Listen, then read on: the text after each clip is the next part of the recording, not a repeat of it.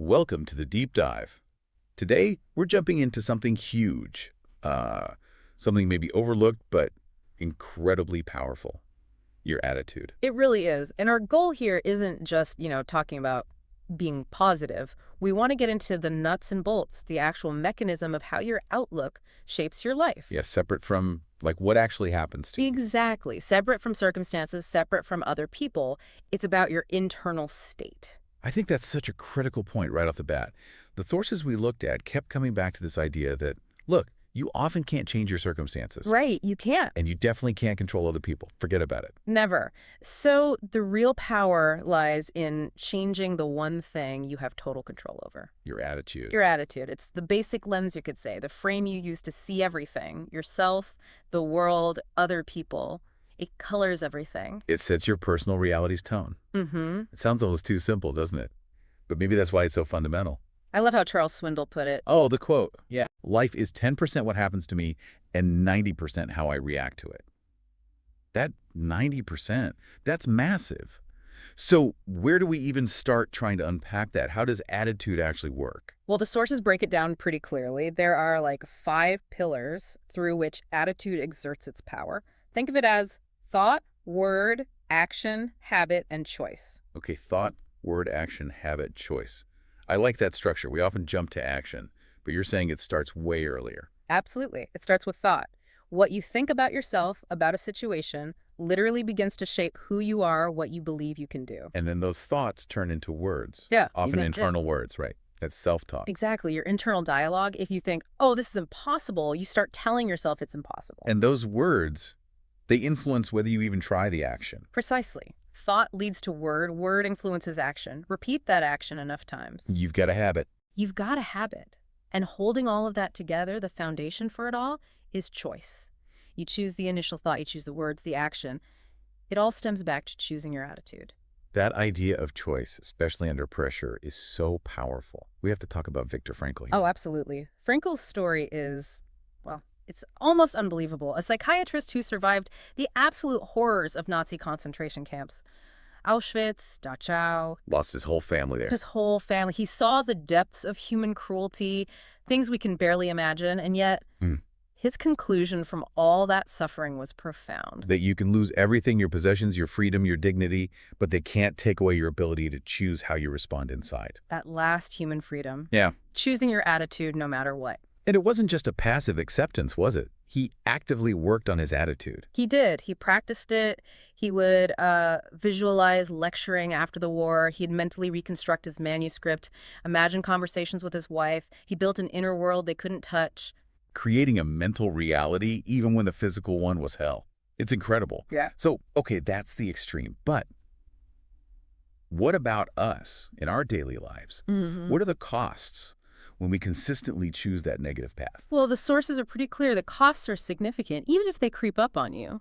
First off, negativity breeds helplessness. You get stuck in that victim mindset. Feeling like things are always happening to you rather than you having any agency? Right. It immobilizes you. Remember that proverb about the lazy person who's too afraid to go outside because there might be a lion in the streets? Yeah. Yeah. If you always imagine the worst, you never take the first step. Exactly. And that constant negativity, that rumination, it just drains you. It takes energy. A lack of energy, yeah. Mental energy, emotional energy, even physical. It's a fight just to stay focused when your mind is always going to the negative.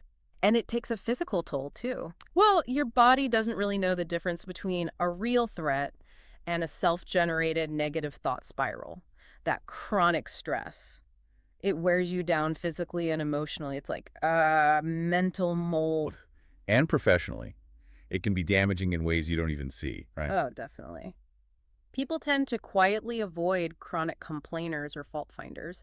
You get subtly excluded. Passed over for projects, maybe promotions. New partnerships. And often, the negative person has no idea why they're hitting a wall. They don't realize their attitude is pushing people away. So your relationships suffer too. You end up surrounded only by other pessimists, maybe. Pretty much. It limits who you connect with, who wants to collaborate with you. It's a high cost. Okay, so that's the downside. Let's flip it. How does a positive attitude actively create good results? It works through expectation, largely. This brings us to that concept from sociology, the self-fulfilling prophecy. Robert Merton's idea. Right, this self-fulfilling prophecy. We hear that term a lot. How does it actually work, though? What's the mechanism? Merton basically said it starts with a false definition of a situation. This false idea then triggers behavior that makes the originally false idea come true. So if I think I'm going to fail. Let's use Merton's example, or a similar one. A rookie basketball player steps up to the free throw line thinking, I'm going to miss this. That thought creates tension, right? Maybe changes his breathing, his form tightens up. Right. He misses. The belief created the outcome. Exactly. The false definition, the doubt created the reality. Mm-hmm. But flip it. If you expect to succeed, or at least expect to give it your best shot, your behavior follows that belief. So it's about defining yourself positively, seeing yourself not just as reacting, but as constructing. Yes. Like that wonderful story of the 3 workers building the cathedral. Oh, right. St. Paul's in London. That's the one. Ask the first guy what he's doing. He says, cutting stone for 2 shillings an hour. Basic task. Okay. Ask the second, I'm earning a living for my family. A bit broader. Right. Purposeful. But ask the third, doing the exact same physical work. And he says, I'm helping Sir Christopher Wren build one of London's greatest cathedrals. Same job, totally different attitude. He saw the vision, the purpose. He defined his identity through the larger goal. And this isn't just feel-good stuff. There's science here, too. Ah, okay. What does the research say? Well, studies suggest optimistic people tend to build stronger social support networks. They use better coping strategies when bad things happen, and they actually have better health outcomes after facing negative events. So you're not just happier, you're literally healthier and more resilient. It seems that way. Which means we need to be intentional about this. It's not enough to just know attitude matters. We need to actively cultivate it. Right. Which brings us perfectly to the actionable strategies. Where do the sources say we should start? Step 1 is begin with belief and self-talk. It starts inside. Self-confidence, essentially. Yes, but not arrogance. It's the foundational belief in yourself that lets your potential actually emerge. So often we get bogged down by, an inferiority complex from past failures or comparisons. School grades, maybe? That's a great example the sources use. School grades aren't the final word. Real-life grades, things like persistence, integrity, taking action, those are what really count long-term. So you need to value those grades more. Exactly. And a huge part of that is watching yourself talk. Be mindful of what you attach to the words, I am. Because I am sets the stage for who you become. It really does. If you constantly say, I am overwhelmed or I am not good enough, guess what? You make it true. Change the words, change the belief, change the outcome. Okay, so get the internal dialogue right. What's next? Strategy 2. Strategy 2 is about mindset management, specifically cultivating peace and using displacement. Peace. How does that generate power? Think about it. A mind cluttered with fear, guilt, resentment has no room, no energy left for positive action. You need mental quiet to be effective. So it requires deliberate effort, like clearing out the mental clutter. Yes, intentionally. Some sources suggest literally taking time, maybe twice a day, just to mentally empty out the worries, the fears, the insecurities. A reset. And for someone really stuck in negativity, there's a practical tool: displacement. Right. Displacement is a fantastic first step. It's simple. Actively replace a negative thought with a more constructive or even just neutral one. So instead of, this meeting is going to be a disaster, You displace it with, I've prepared for this meeting, or I'll handle whatever comes up in this meeting. You swap the negative assumption for a statement of capability or neutrality. It breaks the downward spiral. it really highlights how much weight we carry mentally. It reminds me of that story, the businessman Sam who couldn't sleep. Oh yeah, great illustration. Racked with guilt and fear about some business deal. Her therapist told him, you can't sleep because you've got 2 guests in your bed with you. Fear and guilt. Huh. Yeah. Exactly. Those mental burdens, they take up real space, drain real energy. You need that peace to move on to the third strategy, which is all about persistence and action. Persistence. Not just trying hard, but sticking with it even when you fail, right? That splat the sources mention. Right. The story of the guru pointing the way to success, it's just past the splat.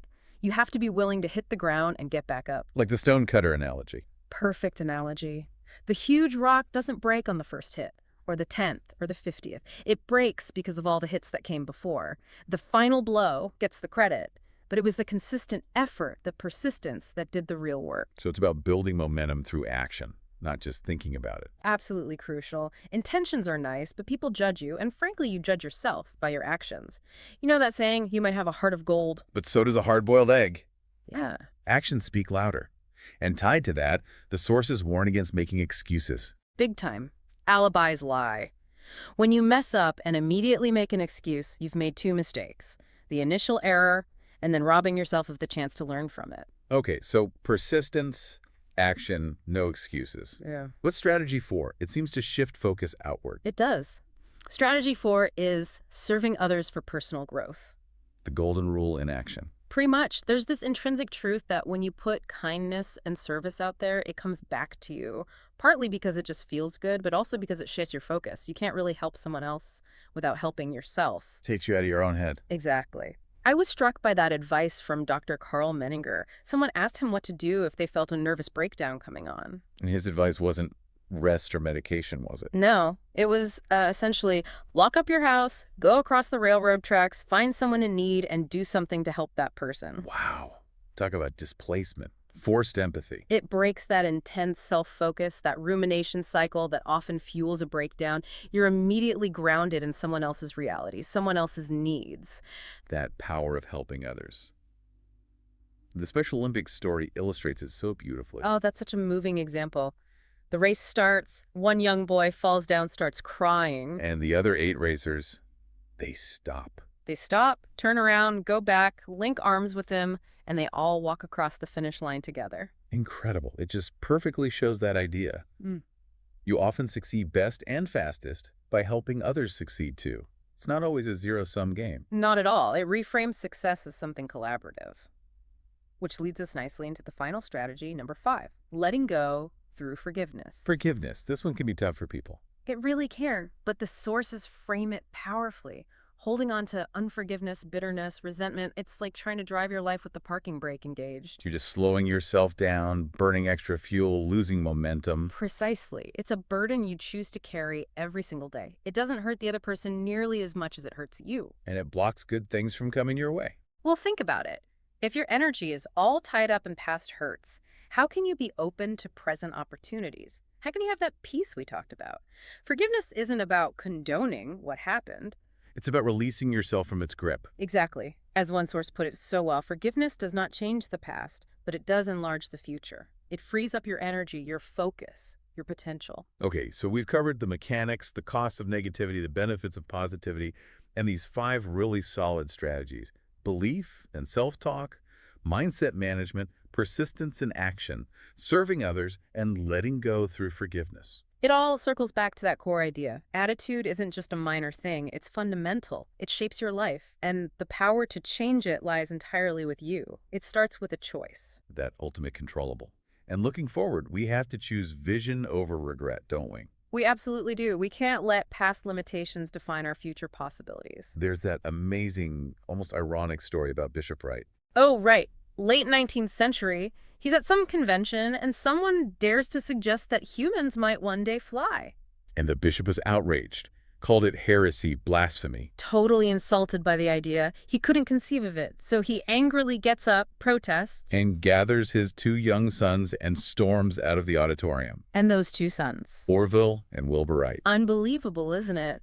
His own limited attitude, his closed mind, prevented him from seeing the very future sitting right next to him, embodied in his own children. It's a stark reminder. Yesterday ended last night. We can't live there. You can't. As the saying goes, a man is not old until regrets take the place of dreams. Your past should be a springboard. Not a hammock. Exactly. Use it to launch yourself forward. Go out there and choose your attitude. Choose your attitude, choose your destiny. Thanks for this deep dive. Absolutely. It's powerful stuff.